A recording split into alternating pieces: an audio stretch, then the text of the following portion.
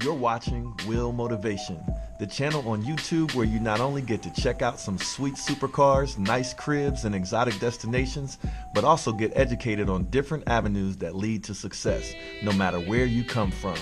Here is where we create, educate, and motivate. Welcome to Will Motivation. Holla! Yo, yo! What's up? It's your boy, Will Motivation. Back with another video that has been requested time and time again. Sorry, I was just watching my YouTube channel there. Make sure you like and subscribe. I'm doing this video. It's basically free real estate investing advice. I do research for you guys and I share my experience. For those of you that have never seen my channel, I am a real estate investor. I am an entrepreneur, and I've done over 35 real estate deals, some of them being flips, and then most of them being buy and hold. So I still hold about 20 rental properties, and I share some of my knowledge on YouTube. And a lot of my subscribers subscribe because they like my Lamborghini, and so I do a lot of car videos as well. But I would not have the Lamborghini if I was not invested well in real estate or some other investment vehicle. So I like to talk about real estate since that's what I use to start to invest my money and have that money working for me, making positive cash flow every month and every year, making a significant amount on that real estate. So in this video, we're going to talk about how do you invest in real estate if you do not have any money? Like for your, and most people, there's two main things you need money for when you're talking about buying real estate. That is one, your down payment for a property, and then two, the money you might need to fix up a property if it needs to be fixed up, right? So how do you get that money? So I did a little bit of research on it because I don't really consider myself an expert at buying real estate without money, because what I did when I started buying real estate, I had money in the bank accounts, and money in bank accounts does not make a lot of interest. So I was looking for ways to make more money with my money that I had sitting in a bank account just kind of rotting away. So that's when I started looking into real estate and got into real estate and have done very well with it, right? So I didn't consider myself an expert because I got into real estate with my own savings, basically. So I did a little bit of research, so bear with me. I'm gonna go over the top 4 things that I found, and as well as we'll start out with my personal experience and things that I know that other people have done, and then we'll get into what my research has shown me as far as what you can do to invest in real estate without any money. So based on my own experience and some realistic scenarios of how I could see this happening, and my real estate research showed this same thing, and that is basically if you find real estate deals, like let's say you do your research and you find some good investment properties, but you don't have any money to buy the property or to invest in the property, right? So what you can do is take those deals that you find. You have to be fast about this, and you have to have a network of investors and people that have money. And the way you do that is like a whole nother video, right? How you build out your network. But essentially, I'm giving you the short answers how you do this. Is you get to know people that are actual investors that have money. You find the deals that you would like to invest in, but maybe since you don't have the money, you cannot. But if you find a partner that has money to invest, and you present that partner with the deal, and you're gonna have to put together some paperwork so that they don't steal the deal from you or whatever. But that's part of building a relationship where you deal with people that you find to be trustworthy. But anyway, you can present those real estate deals to other people to finance. And as a part of that deal, you ask for the person financing the deal to cut you in on the profits.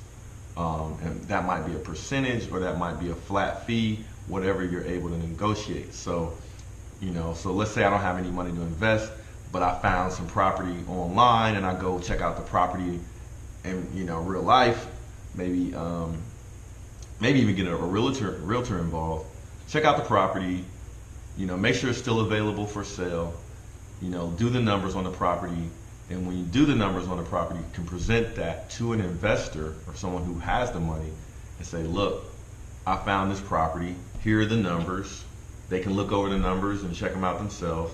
And say, if you're interested in this deal, let's sign a little agreement that I'll give you the address to the property. You can check over all the numbers. If it looks good, you purchase the property, and then you get cut into that deal. Basically, make an agreement to say, hey, I want X percentage if you go with this deal, or I want this fixed dollar amount if you go with this deal. Just for my time and finding that deal. So for me, that's the most realistic way for someone who doesn't have any money to get started in real estate, is to start doing your homework and research and finding good properties. Because no matter what you do, you want to be able to, you at least have to have that skill to be able to find and research properties, check the status of the property, whether it's in contract, whether it's really for sale, maybe even do some title work, that kind of thing, to figure out, if there's any liens on the property, do all the numbers and be able to do that.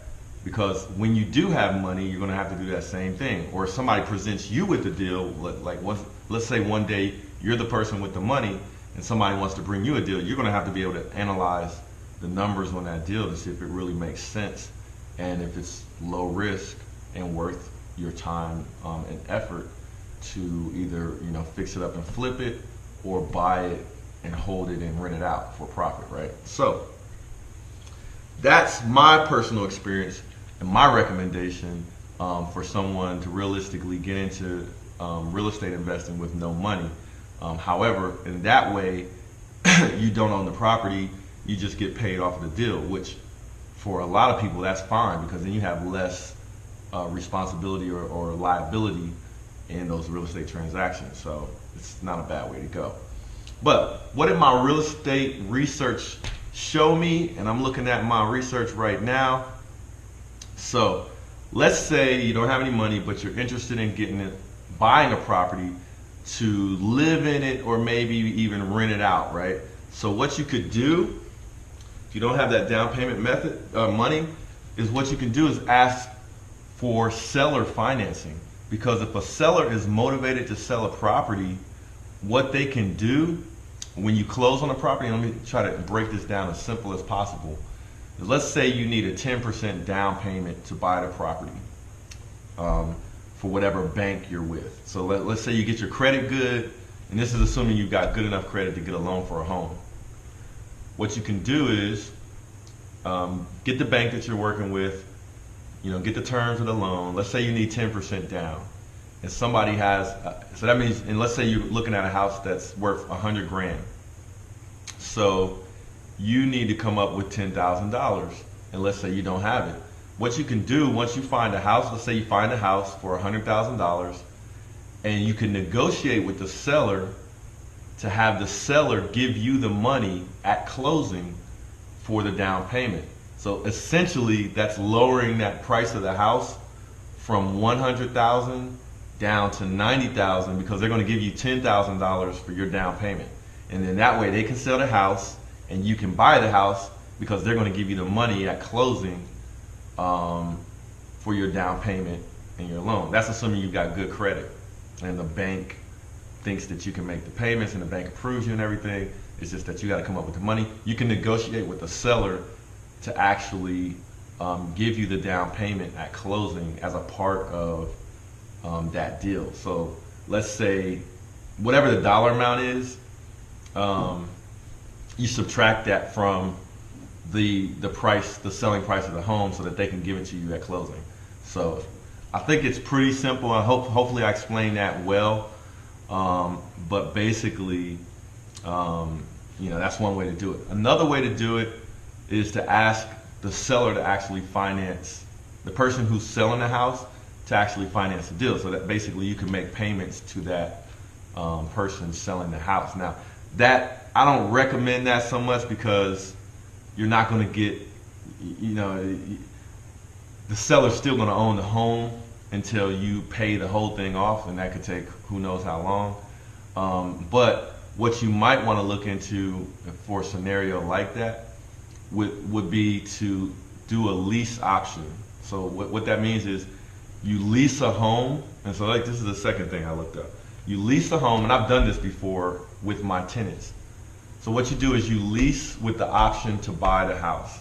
So let's say you found a house, maybe they wanted to sell it or rent it, and you can negotiate a price in which you're willing to buy it for, and you'll sign a lease contract to say, hey, I'm going to lease this house and make these monthly payments until I get my credit and my down payment together, and then I'm going to buy it for this agreed upon price.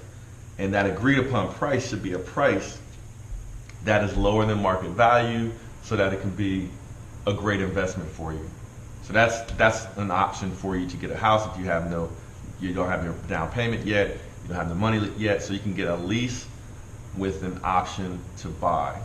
But ensure that the agreement specifically states a final price for the property. Define the exact portion of the rental payments that will be put towards the final purchase price as well. And like I said, I have done that with tenants before, and I actually like doing lease options because they take care of the house, the tenants take care of the house as if they're buying it, right? And they have to maintain it. So, they're responsible just like a homeowner. And then when they come up with the money or the loan to buy the house, then we just go sit down and close the deal, go to a closing. So that's option number 2, which is a lease option with the option to buy a house until you get your financing together and you get your credit together. Third option, which I don't know how popular this is or how realistic it is, but it's definitely an option, is you can actually work out a trade for a home. So make sure if you do a trade that you have a legal agreement drafted up by a lawyer, and you might have to get some things appraised that you're talking about, but some things that people trade in real estate deals could be cars, motorhomes or campers, boats, large appliances, valuable artwork, or even furniture. So it has happened and it is realistic. So if you have some asset and you find a home that maybe is of equal or similar value, you might work out a trade. So I'm not such a fan of that option, but it is a realistic option for some people, and it has happened. If you're looking at maybe buying property overseas, that might be a real good option, because like some things over here that are cheap for us can be very expensive overseas. So like, for example, I have, my Lamborghini in the garage. If I traded my Lamborghini to somebody maybe in Brazil that has a house in Brazil, I could have a really nice house in Brazil for what that car would cost in Brazil, just for example. So maybe if you're looking to buy something offshore, like a house, maybe you can trade a car. Now the details of doing something like that are probably pretty complicated, because you got to know the local laws and bringing in cars or bringing in property and all that stuff, but it's a possibility. Now, this fourth option that I looked up, I kind of like this option, and it's not something that I initially thought of, but it's a good option for people, especially if there's a downturn in the economy, right? This could be a very viable option and something to think about. But let's say you want to pick up a house, you don't have a down payment, and let's say the economy goes down and people are stuck with their house, they're stuck with their house mortgage payment, and maybe they want to get out of it, right, without ruining their credit. Well, if you have your credit together, but maybe you don't have any money, you can actually offer to take over payments or take over a mortgage. So if you're interested in investing in a piece of real estate, but you don't have that down payment, offer to take over the mortgage payments in exchange for the deed. However, you'll need to investigate the existing loan before you take such an offer, because some mortgage loans have specific language preventing this type of transaction. So the other thing you could do is you could offer to take over a person's other debt, instead of making a down payment, and then that's something that you could pay off over time, but just put the agreement in writing, um, and get all that stuff worked out. But I really like that option of taking over payments, but you just have to work that out with the bank that holds the mortgage, and your credit would have to be, in tip-top shape. And then one other option would be bringing in a partner, which is sort of like what I was talking about in my personal experience of doing, investing when you don't have money. You can basically be the person that runs the project. In this scenario, it's a little bit different, like more hands-on. So like, let's say you find a house that you want to flip, you get all the numbers for it, they look good, and you need an investment partner who maybe does not want to be hands-on. They don't want to do any of the flip work. They don't want to get their hands dirty. They don't want to manage contractors. They don't want to do any of that. And if you watch like that show Flip or Flop, they use this, and they get private money lenders, and just basically people that have money sitting in a bank account. They like real estate and they'll invest in real estate, but they want their money back pretty quick, or else they want high interest rates of return on that money when you sell the flip. So essentially, get to know people that are investors that have money to invest. There's a lot of them out there. I've even considered being one of those type of people, but not at this point. It'll probably be a few years down the road. I might actually get into that. But basically, you find the deal, then you find the investor. The investor brings the money to the deal, and then you do all of the work. You get the contractors, you manage the budget, you manage getting everything done, and then when you flip and sell that house, you pay back the investor, and then you keep the profits. But with a deal like that, the investor's probably going to want to have their name on the title for the property, so that if you screw up, they keep the property, and then they can try to recoup their money. You know what I mean? So those are serious deals, but that's a way to do it, and that's a very realistic way to do it, and people are doing that all the time. You know what I mean? So let me see what other research I found here. Okay, so this is an obvious thing, which I almost didn't mention it because I wouldn't do it personally. I don't like to do stuff like this. It's just culturally, it's not my thing. But people do it all the time. If you don't have money to get a house, people borrow money from friends and family and people they know. They borrow the money, say there's a specific time they have to pay it back, and then they buy a house, and maybe they flip it. When they sell it, they pay that family member back, or they pay that friend back, or whoever. And it could be, in that case, it's just like if it was a business partner. It's just a little bit more informal, but I would suggest that you definitely write up contracts and everything so that everybody's protected. The other thing is, this is very realistic too. Let's say you have a house, but you want to start investing, right? Let's say you've been living into your house for 10 years, but you are living maybe close to check, or you have all your money in 401k, you don't want to take it out, but you see some real estate that you want to buy, and I have done this before. And that would be pull out equity from your existing property in order to buy new property. Like I said, I have done this before. So basically it's pretty simple too. So let's say you live in a house, you've been there for 10 years, the market is high right now, so there's a good likelihood you probably got some equity in your house. You can go to the bank and say, hey, I want to buy this other property. Let's say the property costs $100,000 to keep it simple. The bank says, okay, we'll lend you 80% of the money for that house, but you got to come up with 20%. You can say, hey, I own my house now and I've got some equity in it.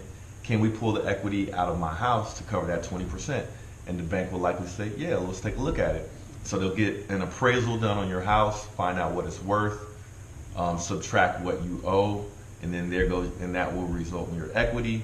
And if your equity can cover that 20% on the new house, then they can put a second lien or a second mortgage on your existing house and then you have the money to buy that investment property. But what you have to do is make sure you can cover all of the payments. So if you're borrowing money against your current house, you're going to have a new payment for that second mortgage. So you got to make sure you can cover that payment, and the new payment, the new mortgage on the new house, you got to know what that amount is going to be, and then make sure if you're going to rent the house out, that your rent is going to more than cover your two mortgages, and then any taxes or insurance or other expenses you might have. But if you're going to flip it, it's a little bit, that's the scenario where I've done that. So if I'm going to flip a house, it's less risky, because once after 3 months I fixed the house up and sold it, get all the money back, pay off the mortgage on that new house, and then pay off the second mortgage I got for that 20%, and then I'm left with some profit. So with flips, I think it's a little bit less risky as long as your numbers are right.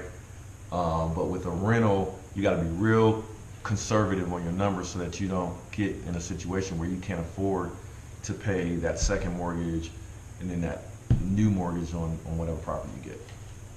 So that option is called taking out equity in your existing property. Let's see. So that's it, man. And you know, a lot of you guys have bought real estate without having any money that have subscribed to my channel. So make sure you chime in and put comments, maybe of how you've done it in a creative way, because there are lots of creative ways to do this. But I just thought I'd do a little research for you guys, because a lot of people were asking me, how do you get into real estate if you don't have any money? And I'm not an expert on it, so I took a little bit of time. That's why it took me so long to do this video, is because I had to research it. And I said, okay, I'll come up with some ways. I'll share those ways. It doesn't cost you anything. The way you guys pay me is by clicking like and subscribing to my channel, and then also commenting and then sharing the video. Because when those three things happen, YouTube shares my video with more people, because they think that it has value because you're commenting or you're liking or you're subscribing. So that's how you pay me, because we get the word out. And eventually, I'm thinking I'll do a real estate course and get more formal. And anybody that's really serious about investing in real estate, I'll give you guys everything I got. So please stay tuned, like and subscribe. Love you guys. Appreciate you guys following my channel. And I really enjoy the comments. So if you got anything to say at all, don't care what it is, please comment. Talk to you next time. Yo, this is Will Motivation. Just wanted to say thanks for checking out this video. Make sure to hit that like button and subscribe if you haven't already. And also feel free to share this video with your friends and be a part of the movement. I'll check you guys out in the next video. Holla.